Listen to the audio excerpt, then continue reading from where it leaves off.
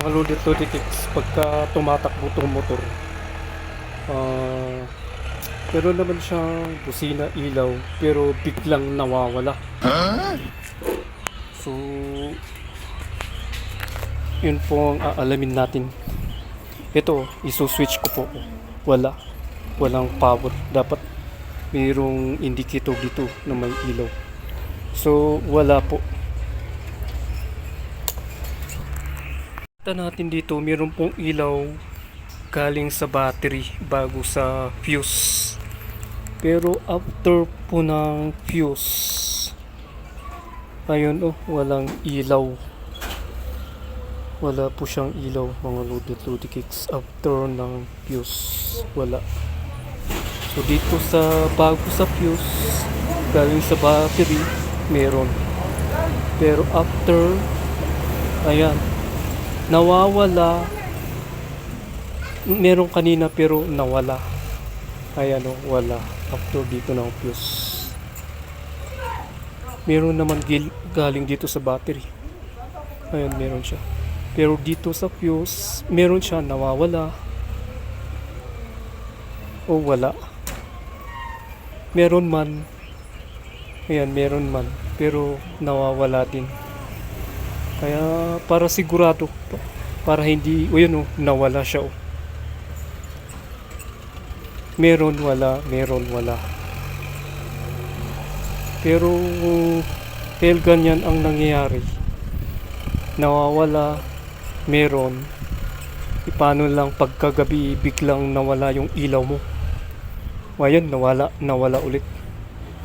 Biglang nawala yung ilaw, nawala yung flasher, nawala yung busina. So pagka ganito ano na lang. Ayun, meron, wala. Kung wala ulit. So pagka ganito, wala, kung meron. Pero pag dito, after ng fuse, wala talaga. So mas maganda na lang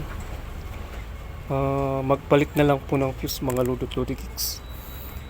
Para siguradong kahit na paano ano yung tinatakbo, may ilaw.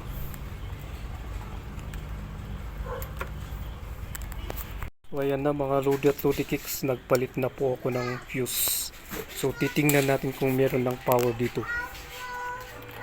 So ayan na siya mga lodi kicks.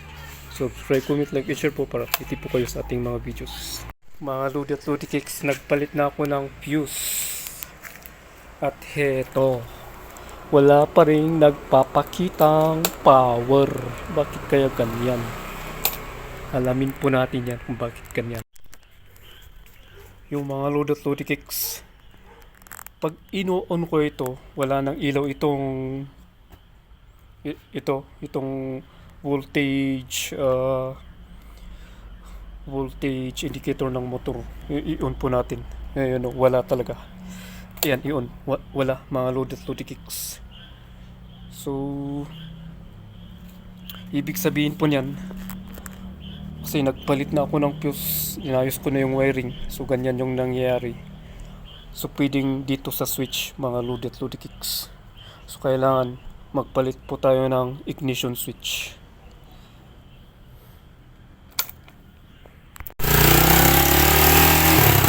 Ayan o mga lodi kicks, pinaandar ko siya, lumabas yung voltage niya.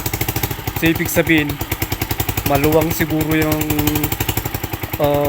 ano na yan, maluwang itong ignition switch, kaya kailangang magpalit mo ng ignition switch.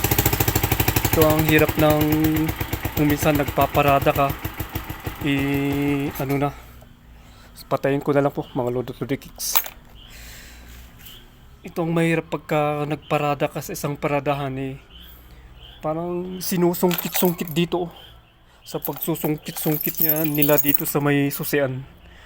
Ayan na, hindi na nagko-contact yung ano ng ignition switch papunta sa supply at galing sa battery. So kailangan palitan itong ignition switch mga lodi kicks. Nakita natin, ayun, i-switch ko. Ayan o,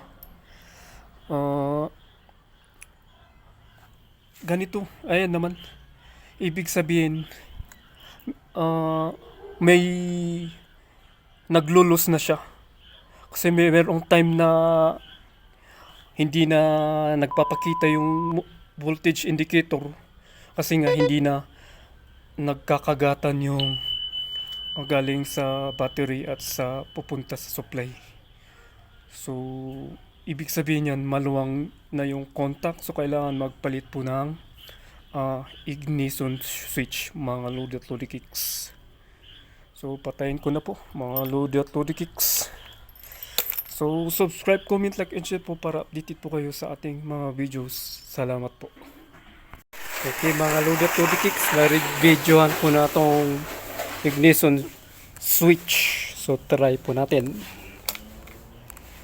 Okay. Try nating mag left flashers. Ayun siya.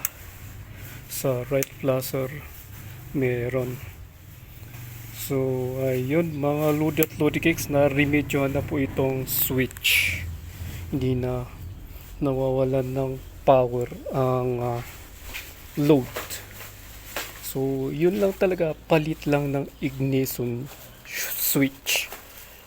Okay, mga Lodi at Lodi Kicks, subscribe, comment, like, and share po kayo para update po kayo sa ating mga videos. Salamat po.